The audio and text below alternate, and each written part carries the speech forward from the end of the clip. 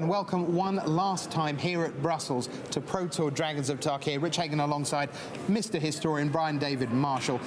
BDM, it's been a fascinating weekend. It's been a fiery weekend. It's been a flying weekend. Dragons really were here this weekend. Absolutely.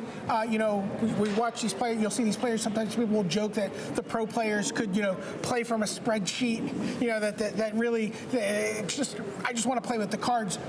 But this was a very flavorful Pro Tour Dragons of Tarkir, and dragons were flying about everywhere. Just how many dragons did we get through? Well, for that we had our dragon tracker. Let's show you our final number.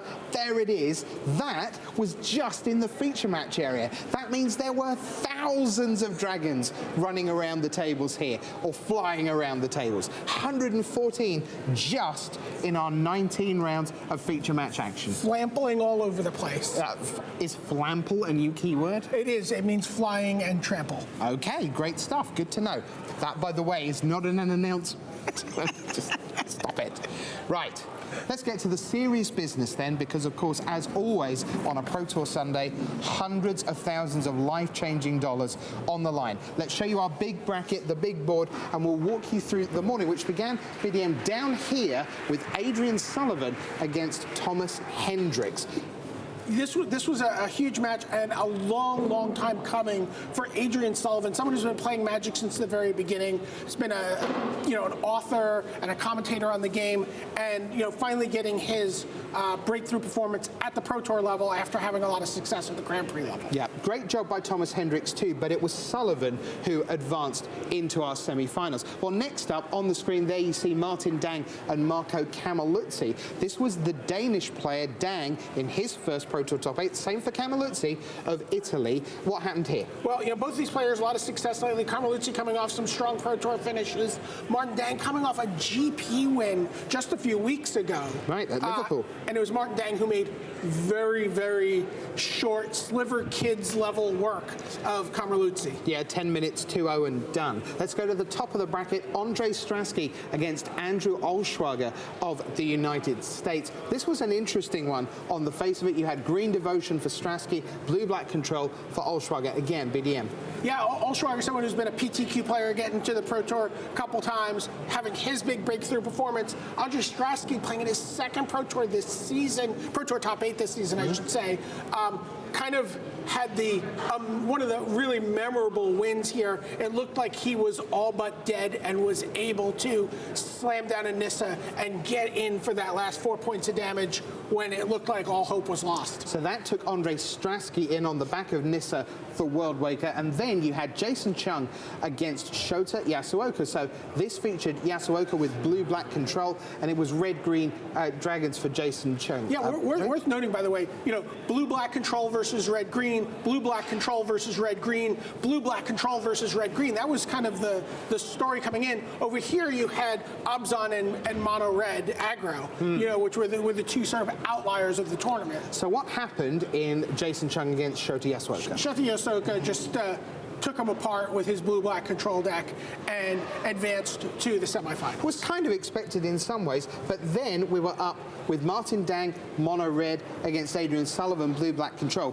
which looked like it should favor Martin Dang. Well, the way it's been explained is that Martin Dang is a heavy favorite in game one, and after sideboarding, the matchup was supposed to tilt wildly in Adrian Sullivan's favor, but that's not how it played out.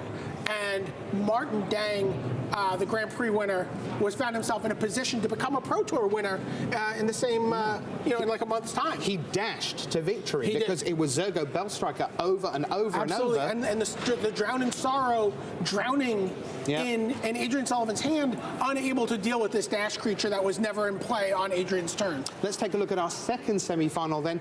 This was Andre Strasky against Shota Yasuoka. So we've got the green devotion for the Czech, Yasuoka with blue-black control. would we see blue-black in the final? We would. Stratsky's deck was, of the two red-green decks that his team played, one had See the Unwritten, one did not.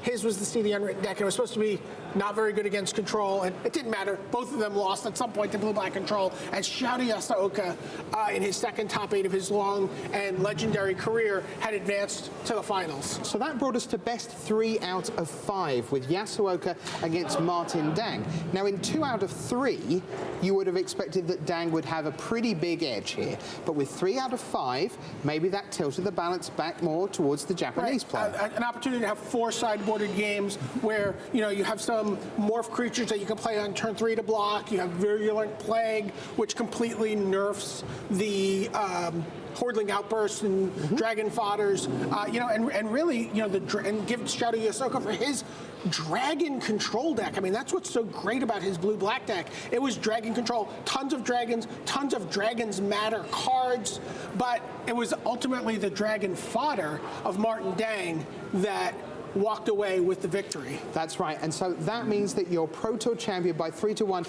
is that man behind us, Martin Dang. You see him there at the awards ceremony.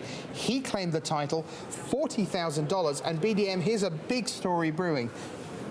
World Magic Cup champions, what country? Denmark. Reigning Pro Tour champion, Denmark. Magic Online champion? Denmark. Yeah, and in fact, worth noting, Lars Daum and Martin Dang are lifelong friends. They've been playing Magic together and going to PTQs together for 15 years, trying to get to this level of play, trying to have this kind of success on and off the Pro Tour throughout their careers. But the big breakthrough moment here for Martin Dang. We asked Martin, where next? Well, he said, for Danish Magic, the sky is the limit.